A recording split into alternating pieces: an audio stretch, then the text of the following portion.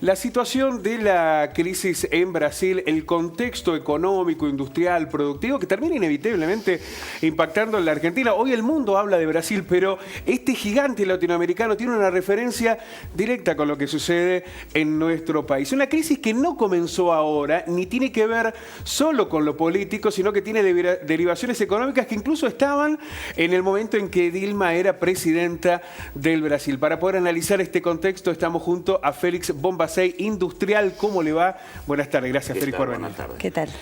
¿Usted tuvo esa experiencia de convivir con lo que era el contexto económico, industrial brasileño? ¿Qué fue lo que pasó? Bueno, en realidad lo que nosotros teníamos era unas buenas expectativas de radicar una empresa.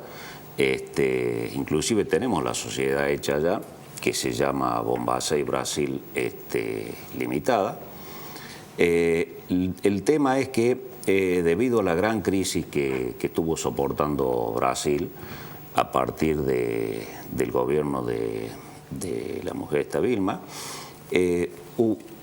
digamos, se estancó muy fuertemente la economía y creo que peor que lo que hemos pasado nosotros acá en la Argentina.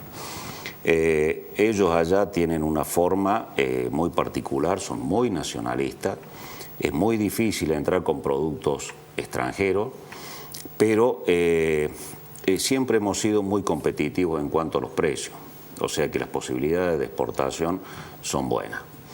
El tema es que, debido a eso se estancó un poquito el proyecto y lo que estamos haciendo es vender máquinas allá, pero las fabricamos acá y las armamos allá.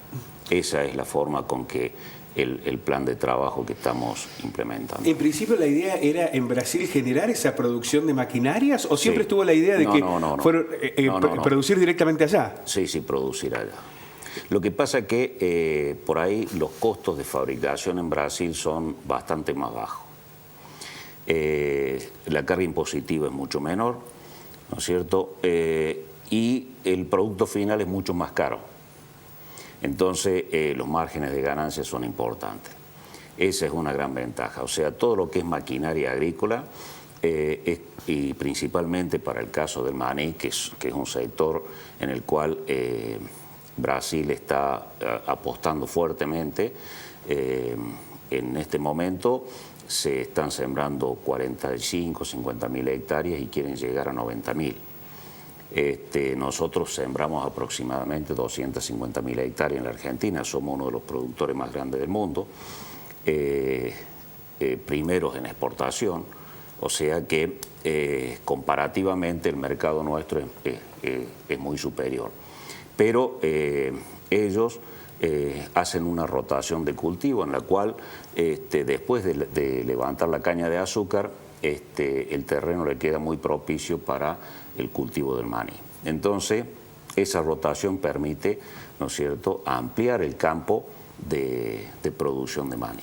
Y en eso es que, hemos apostado. O sea, ellos están con una maquinaria bastante obsoleta desde el punto de vista de la cosecha primaria, que es el arrancado. Y bueno, nosotros estamos apostando un poco a esa parte de la recolección primaria del maní. Ante esta crisis que es inicialmente institucional y política, pero que ya tiene consecuencias económicas, ¿cómo va a impactar en el sector exportador un posible debilitamiento del real, digo, en los términos de competencia y de intercambio? Una caída de la moneda brasilera. Mira, yo te vuelvo a repetir, independientemente por ahí de los vaivenes que tenga el real, ¿no es cierto?, comparado con el peso o el dólar, yo creo que, comparativamente la maquinaria agrícola del mismo tenor acá en la Argentina ya vale el 50% más cara. Y hasta diría casi el 100%. Entonces, los márgenes que tenés para moverte son bastante importantes. Hay que ajustar un poquito el tema de, para poder entrar al mercado de Brasil, tiene que ser una empresa nacional, ¿no es cierto? O sea, son muy nacionalistas, como lo dije hace un ratito. Por eso la necesidad de asociarse, digamos. Exacto. Y aparte, ellos son muy fanáticos de sus colores. Nosotros acá la pintamos roja y amarilla, y allá verde y amarilla. O sea, así sale la máquina nuestra, ¿no es cierto? Pero bueno, digamos que estamos haciendo una pequeña isla. Estamos trabajando en eso, ¿no es cierto? Pero también se nos están abriendo otros mercados, porque el maní se está expandiendo en varias regiones, con decirle que hemos exportado inclusive a Chile, maquinaria, o sea que en donde se hace todavía de una forma muy rudimentaria, manual, o sea, nosotros acá estamos con una tecnología de punta en ese sentido, y yo creo que hemos superado ampliamente Estados Unidos, que siempre fue el promotor, digamos, de la industria tecnológica para el maní. Argentina la ha superado. Y creo que en ese sentido los países, ¿no es cierto?, limítrofes están viendo y nos piden a través de consultas vía internet y todas esas cosas. Más allá de lo que sucede en Brasil, es un buen momento para la fabricación de máquinas agrícolas porque, bueno, es uno de los pocos sectores de la economía que ha mostrado números favorables, ¿no? ¿Ustedes lo perciben así? Sí. Mira, nosotros estamos tapadísimos de trabajo, con una demanda muy, muy grande. El gran problema que siempre tenemos, en particular en Río Cuarto, es la mano de obra calificada. O sea, hemos comprado un centro de mecanizado hace 2 meses que lo tenemos parado porque no encontramos gente capacitada para que maneje ese centro. Va a llegar ahora en unos meses un torno de control numérico también, máquina, digamos, de alta tecnología para la producción, y lamentablemente no tenemos instituciones que capaciten a ese nivel, ni siquiera a un nivel tan bajo como puedes, perdonando la expresión, a un nivel inicial de la metalurgia, ¿no es cierto?, que son soldadores. Félix, si uno pudiera hacer una radiografía estadística, ¿cómo ha ido evolucionando la exportación de maquinaria de Brasil en estos últimos años? Teniendo en cuenta esos vaivenes políticos y económicos, ¿ha ido creciendo a pesar de todo? ¿Se ha estancado? No, en el gobierno de ULA hubo una importante... estaba muy propicio y muy lindo para exportar. Después vino el gobierno de Vilma y eso se frenó mucho. El país entró en una meseta. Las industrias, muchas industrias de Brasil cerraron sus puertas porque las ganancias no eran las que tenían. Y bueno, hubo una crisis importante, ¿no? Tanto en el sector industrial como en el sector agropecuario. O sea que ese estancamiento, bueno, ustedes lo saben bien, como consecuencia de la exportación de autos, que es lo más, digamos, el automóvil lo más lo que representa el mayor volumen comercial. Exacto. Ahí se ha visto muy desfavorecido el tema de la exportación. Pero vuelvo a repetir, tal vez el caso nuestro sea un caso un poco puntual, ¿no es cierto?, porque nunca hemos apuntado a cultivos masivos, como puede ser el maíz, girasol. O sea, nosotros desde ningún punto de vista podemos competir con John Deere, con CASE, con un montón de empresas, ¿me entendés?, que son líderes a nivel mundial y que tienen una infraestructura tremenda.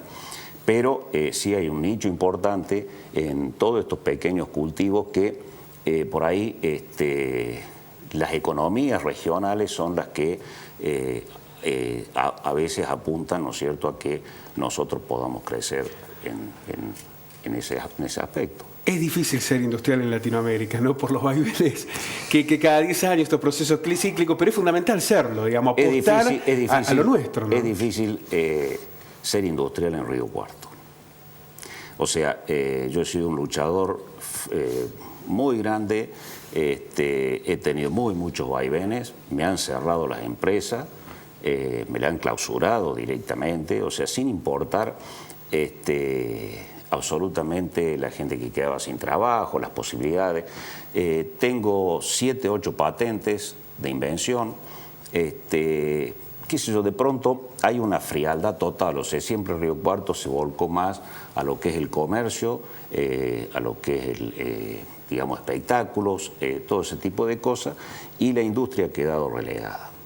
Y eso yo creo que a la larga, hoy con la facilidad que nosotros tenemos de entrar a internet y conseguir precios y se van viendo naturalmente esos mercados. Exacto, esos mercados van cayendo y hoy en un pueblo cualquiera periférico al Río Cuarto conseguir los mismos precios que en Río Cuarto. Entonces el comercio está perdiendo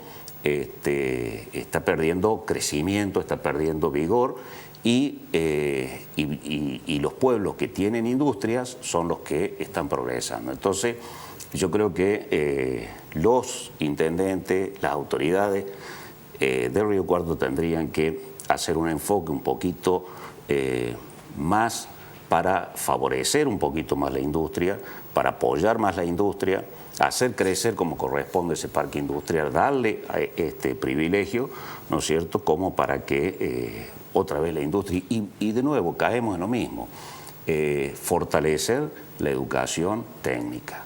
Porque, te vuelvo a repetir, hoy padecemos de una capacidad de gente tremenda. Félix, muchísimas gracias. Ojalá que esta visión industrial necesaria, imprescindible a partir de quienes además apuestan por desarrollar productos propios, exportar y demás, tenga los alcances y las puertas abiertas que se requieren para que no sea todo tan difícil y haya tantos obstáculos. Muchísimas gracias. Sí, y quería contar otra cosa. Por ahí te estoy robando un poquito de tiempo, pero ¿qué hace la cuestión? Yo creo que hay algunos parámetros, ¿no es cierto?, que también hacen que, digamos, que la gente no se vuelque al trabajo de la industria. En la época de los 60, 70, teníamos una gran producción industrial en el país. Y después fue cayendo y el gremio, entre comillas, perdió en gran parte, ¿no es cierto?, su presencia. Florecieron otros gremios, ¿no es cierto?, aparecieron otros gremios fuertes como es el de camioneros, como el de Luz y Fuerza, en la cual son servicios imprescindibles.